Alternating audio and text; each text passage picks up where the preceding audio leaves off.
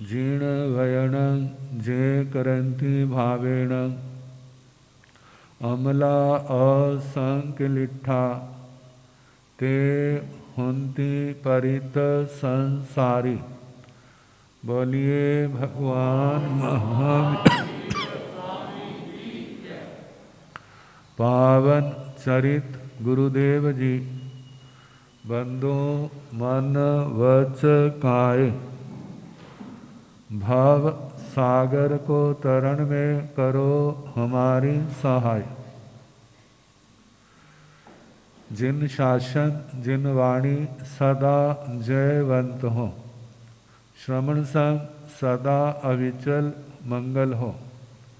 मुक्ति को प्राप्त श्रमण भगवान महावीर स्वामी उनकी परम पावन कल्याणी भागवती वाणी वाचक प्रमुख श्री इंदर भूति गौतमादि गणधर भगवंत युग प्रधानाचार्य परम पूज्य श्री सुधर्मा स्वामी जी महाराज उनकी परम पावन पाठ परंपरा वर्तमान आचार्य ध्यान योगी परम पूज्य श्री शिव मुनि जी महाराज एवं गुरुजन सबके पावन चरण सरोजों में मेरा अनंत अनंत बार वंदना नमस्कार।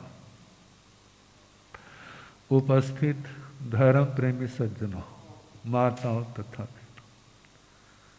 यदि कोई आपसे पूछे आप कौन है, क्या उत्तर दोगे? सबका अपना अपना होगा। देखा जाए हम धर्म सभा में आए हैं तो हमारा उत्तर क्या होना चाहिए? मोक्ष के अभिलाषी। किसके?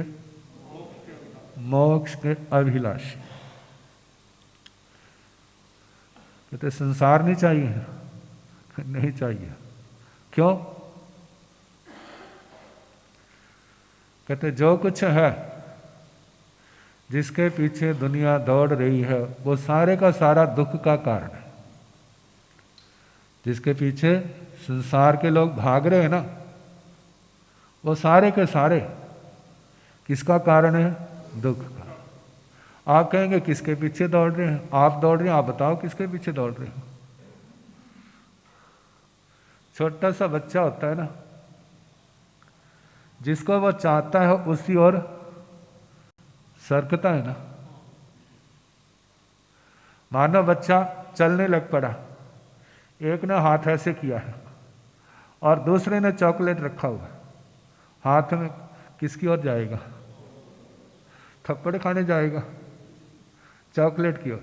ऐसे आप सब किस ओर जाओगे? जहां पर हमें सुविधाएं, जहां पर भौतिक सुख, जहां पर भौतिक सुखों को प्राप्त करने के साधन जहां मिलेंगे उस ओर क्या करेंगे?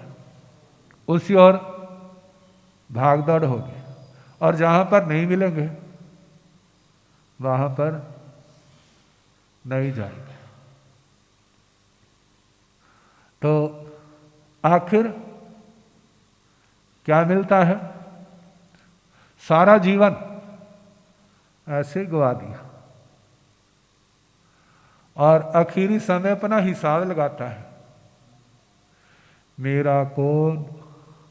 हाँ, बाबा तो बुढ़ा हो चुका है, दादी भी बुढ़ी हो चुकी है, बाबे की अक्खा भी फिर गई हैं और दादी की अक्खा क्या हो गई हैं? अब काकी सौर आंखें हो गई हैं। किसी की बेटों की ओर है, किसी की बेटियों की ओर है, किसी के पोतों की ओर है, किसी के पोतियों की ओर है। जहां से कुछ सुनहरी किरण आती दिखाई देती है उस ओर ध्यान चला जाता है। और जहां से सुनहरी किरण नहीं दिखाई देती, कहते मैंने सारा जीवन लगा दिया और मेरे से धोखा धोखा धोखा। जब मेरे पास था तो सारे मेरे पास आते थे, अब मेरे पास कुछ भी नहीं रहा और सारे क्या हो गए?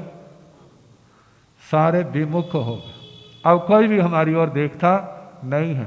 अब वह जलता है, पुनता है, कल्पता है, रोता है, विलाप करता है। कोई सामने रोता है, कोई छिप करके कहते क्या मिला, अब कहाँ जाओगे? कहते परमात्मा अब उठा ले। यही बोलते ना, परमात्मा अब उठा ले। कहते परमात्मा ने कोई ऐसा वृद्ध आश्रम खोला हुआ, जो भी आता जाए उस बाड़े के अंदर भरता जाए। देखा जाए सारी दुनिया, कोई कहता परमात्मा की रचना है, अपने धर्म में कहा जाए सारी अपनी आत्मा के कर्मों की रचना है। जैसे जैसे कर्म करते हैं उसी गति की ओर कहते मुंह उठा के चले जाते हैं। अब वहां जाना, कहीं जाते हैं और कहीं जाना पड़ता है। जिनके तो पुण्य कर्म बहुत हैं वे सदगति में जाते हैं, और जिनके पाप कर्म बहुत हैं उनको दुर्गति में जाते हैं, तो जाना पड़ता है, उनको जाना पड़ता है, उनकी मजबूरी है। कहते ऐसा क्यों हुआ? उनको कोई रास्ता दिखाने वाला जा तो मिला नहीं, जा जिन्होंने रास्ता दिखाया उनके अनुसार वो चले नहीं, इसलिए आज ये दशा हुई। आपकी तो ऐसी अवस्था नहीं आई, क्योंकि रास्ता दिखाने वाले आते ही रहते हैं। अब चलने की बात है। कहते रास्ता दिखाने वाले भी बहुत हैं, लेकिन चलने वाले किसके लिए चलना? इस धर्म के मार्ग पर, इस मोक्ष के मार्ग पर चलना है हमें, संसार के सुखों को पाने के लिए नहीं। कहते ये क्यों कहा, ये क्यों कहा? कहते हैं आप कितने भी सुख क्यों ना भोग लो, सुखों का अंत आ जाएगा, लेकिन इस लालसा का अंत नहीं आएगा, इस तृष्णा का अंत। बोलो भला, आपके तो आ गया होगा, क्योंकि आप शास्त्र सुनते हैं। आ गया अंत? कहते हमारा सब कुछ है, सब कुछ है, बस एक मेरे पोते के पुत्र नहीं है, बस वो हो जाए ना, फिर बस मैं तृप्त हो जाऊंगा। कहते तेने फिर भी तृप्त नहीं होना, फिर कोई ना कोई समस्या आ जाएगी। जीवन का अंत हो जाता है, क्या समस्याओं का अंत होता है भला? और जितना जितना आगे चलता जाता है ना, रेल की रेल पर चल रहे हैं, तो एक ऐसा स्थान आता है जहां पर दोनों ही रेल की लाइनें क्या होती हैं, आपस में मिली, लेकिन चलते रहो चलते रहो। मैंने उस स्थान को छूना है जहां पर ये लाइन मिली हुई है, क्या उसको मिल जाएगी? नहीं मिलेगी। इसी प्रकार आज हमारा जीवन ज़्यादा से ज़्यादा 100 साल का है, किसी का 125 तक पहुंच जाएगा। जब हजारों साल वाले, लाखों वर्षों वाले, करोड़ों वर्षों वाले पूर्वों की आयु रखने वाले, उनकी इच्छाएं पूर्ण नहीं हुई, तो 100 साल वाले की इच्छाएं कहाँ से पूर्ण हो जाएंगी? कहा इनको पूर्ण करने के लिए तो ब्रेक लगानी पड़ेगी, मतलब त्याग करना पड़ेगा। जैसे देख खाते रहो तो भूख लगती रहती है, 2 दिन खाना बंद कर दो तो भूख क्या हो जाती है, मर जाते हैं, वीकनेस महसूस होती है, कमजोरी, लेकिन भूख नहीं। भूख कब लगती है? जैसे ना मरे के ऊपर अमृत डालते हैं तो फिर जीता होता है, जब मारने के बाद थोड़ा थोड़ा थोड़ा लौंग का पानी क्या है, दूध वाला, केसर वाला दूध जो है, जब थोड़ा थोड़ा 1-1 2-2 घुट लेगा ना, फिर उसके बाद 2-4 दिन के बाद कहेगा भाई भूख लगी है, कुछ खिला दो। मतलब अब क्या होगी, जब मर गई थी दोबारा फिर जीवित होगी, क्योंकि अमृत छिड़क दिया उसके ऊपर। ऐसे ही भोगों की जो तृष्णा है, लालसा है, जो मिटती नहीं है। किसी व्यक्ति का आज शरीर हड्डियों का ढांचा बन गया है, आज उसकी वासनाएं विकार शांत है, इसलिए है क्योंकि उसके अंदर, शरीर के अंदर ताकत नहीं रही। मानो कोई ऐसा रसायन दे दे, रसायन उसको खिला दे थोड़ा थोड़ा करके, मलाई के साथ, मुरब्बे के साथ, मक्खन के साथ, और धीरे धीरे ताकत आती है और एक दिन ऐसा बन जाता है नौजवान भी उसके क्या होंगे। और उस समय कहे भाई अब तो ठीक हो गया ना, कहते हाँ अब तो जवान भी क्या मेरे आगे। कहते उस दशा को याद कर जब तू मरने की प्रार्थना करता था, मरने की प्रार्थना, मौत आ जाए, अब तो ठीक हो गया है, अब क्या करना है। और सोचे कि घर वाली मर गई दूसरी शादी करा दो। कहते भगवान कब्र में तो तेरे पैर पसारे हैं, कितनी देर रहेगा, अब तेरे को सोचना चाहिए, अब तो संयम ले ले। क्या ले ले? संयम ले ले। जो जीवन में काम नहीं किया वो करेगा, तेरा सारा क्या हो जाएगा, सारा काम ठीक हो जाएगा। एक शास्त्रों की व्याख्या में ना एक पहलवान की कथा आती है। कहते जहाँ स्थानक में उसका क्या काम है, कहते देख लेना, एक राजा, राजाओं के शौक होते ना कुश्ती लड़ना भी और लड़वाना भी। जे एकांत बुरी नहीं होती चीजें, बुरी तब हो जाती जब उसके साथ अति लग जाती है। शरीर के स्वास्थ्य के लिए व्यायाम जरूरी है। आजकल लोग समय से पहले बूढ़े क्यों हो जाते हैं? क्योंकि वो बैठे रहते हैं, बैठी बैठी चीज जंग लग जाता है, हड्डियां जाम हो जाती हैं, उसके अंदर क्या होता है, अकड़ाव आ जाता है, फिर बुढ़े बन जाते हैं। कहते हैं बिल्कुल एक्टिव है, आज के समय के अनुसार योगा करते हैं, उनका शरीर देखना कैसे आखिर तक उनका चुस्त दुरुस्त रहता है। तो ये चीजें शरीर के स्वास्थ्य के लिए आवश्यक है। अब क्या था, राजा, उसके एक राजमान्य, राजा से सम्मानित एक पहलवान, कहते उसका नाम था अट्टनमल। आज का युग नहीं था कि जो मुंह में आया वही नाम रख दिया।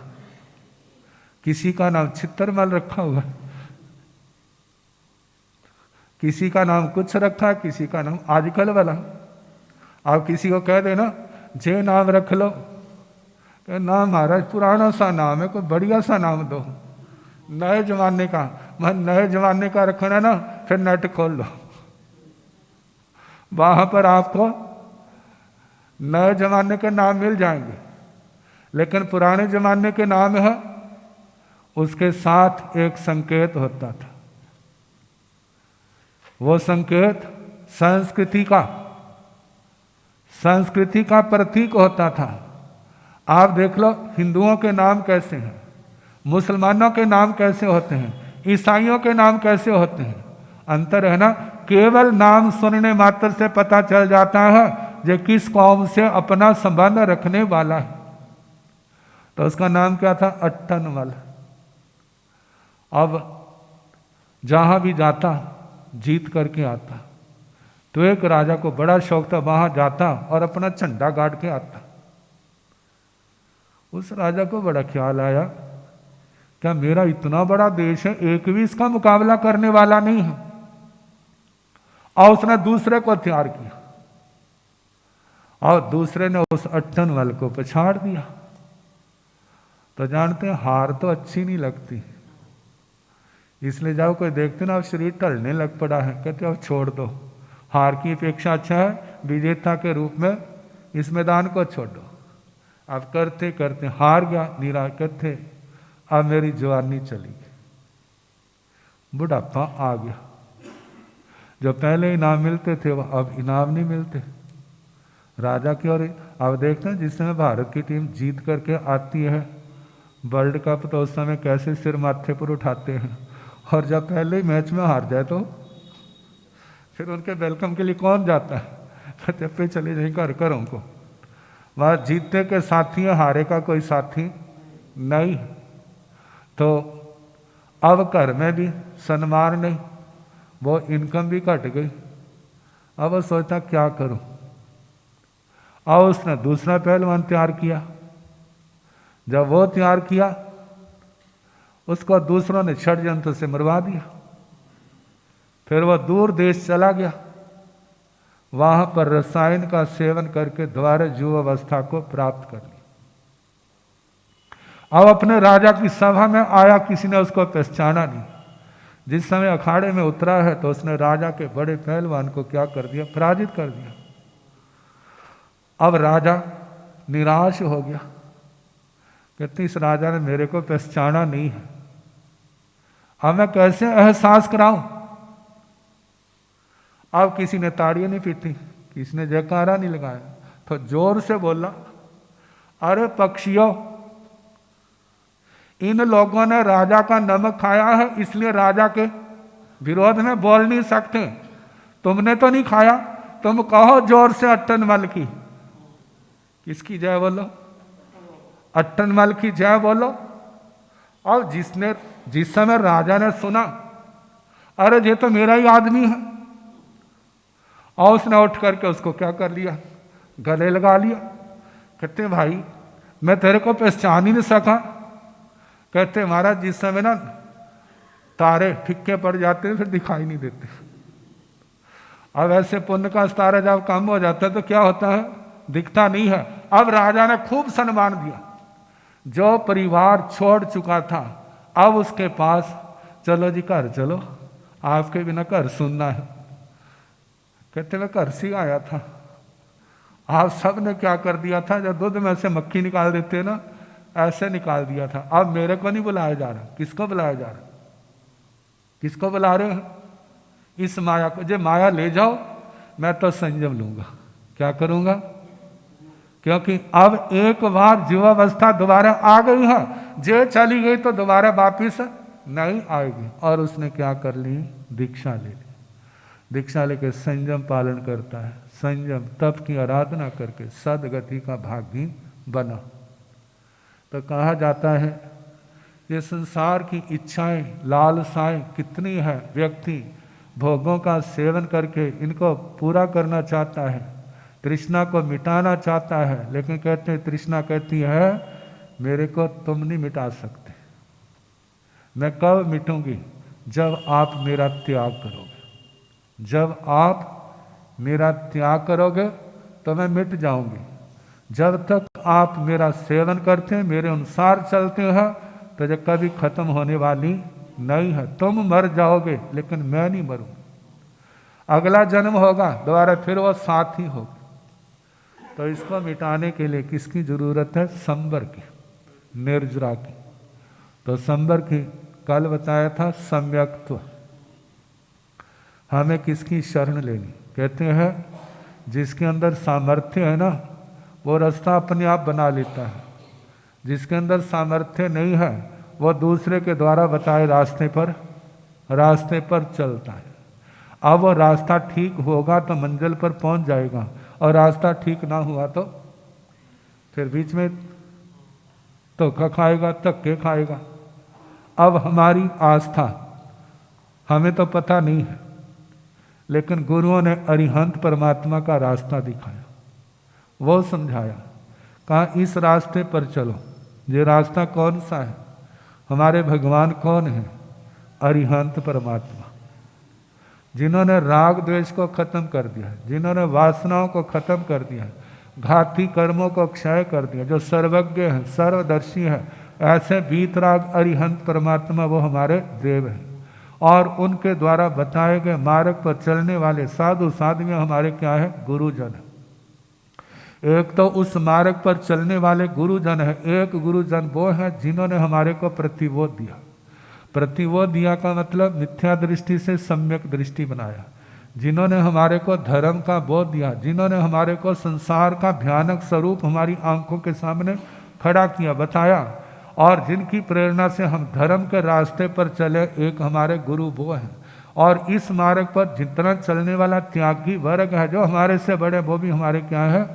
गुरुओं के समाज। जैसे घरों में कहते हैं ना, एक तो पापा है, एक छोटा पापा, एक बड़ा पापा है। कितने पापा हो गए? कई पापे हो गए, लेकिन असली तो एक है। ऐसे प्रतिबोध देने वाला कौन है?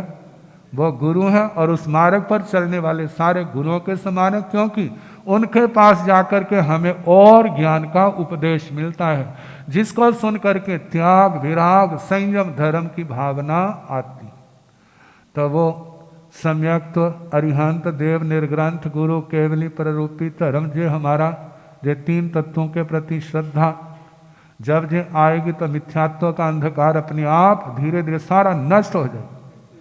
फिर उसके बाद विरति, प्राणातिपात को छोड़ना, हिंसा, झूठ, चोरी, कुशील, परिग्रह का त्याग करके अहिंसा, सत्य, अस्तेय, ब्रह्मचर्य, अपरिग्रह को धारण करना। साधु जीवन में महाव्रत है और गृहस्थ जीवन में क्या है? अणुव्रत। तो इनको धारण करना, जितना त्याग किया है उतनी विरति आएगी, जितना नहीं किया उतनी अविरति रही। विरति आपके आने वाले पाप को रोकेगी, और जितना नहीं किया है त्याग उतना पाप कर्म आता रहेगा। अब इसके आगे अप्रमाद, प्रमाद को छोड़ना। जो क्रिया धर्म की जिस समय करने की है उसको उसी समय करना। आपके अंदर क्षमता है लेकिन आप उस क्षमता का, शक्ति का प्रयोग नहीं करते हैं तो प्रमाद कर रहे हैं। आपके अंदर क्षमता नहीं है, आप नहीं कर रहे हैं तो वो प्रमाद नहीं है, लेकिन शक्ति है उसका प्रयोग नहीं करते हैं तो वो क्या है? प्रमाद है।